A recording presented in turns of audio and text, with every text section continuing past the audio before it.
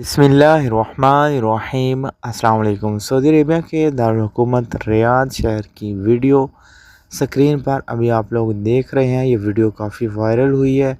एक bike rider जो अपने काम के सिलसिले में कहाँ खड़ा हुआ है किसी जगह पर, और इसी दौरान एक दूसरी बाइक आती है और कुछ अफराद उससे ज़द-ओ-कोब करते हैं, यानी मारपीट करते हैं। उसके बाद उसका कीमती सामान छीनते हैं, फिर उसकी बाइक लेके फ़रार हो जाते हैं।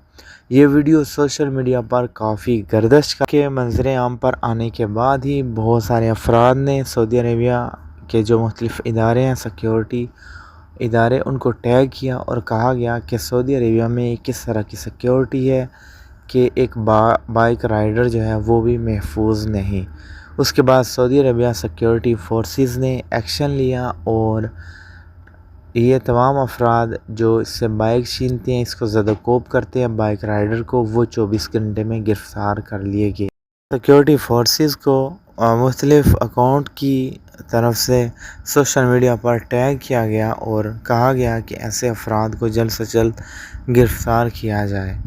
सीसीटीवी कैमरे उस मकाम पर मौजूद थे, जिसकी वजह से उन अफराद की शनाख्त हुई और फिर सऊदी अरेबिया अमन आम यानी पब्लिक सिक्योरिटी की तरफ से इन 6 अफराद को गिरफ़्तार कर लिया गया, जिनमें से 3 अफराद का ताल्लुक़ यमन से है और 3 अफराद जो है वो सऊदी अरेबिया के मकामी हैं।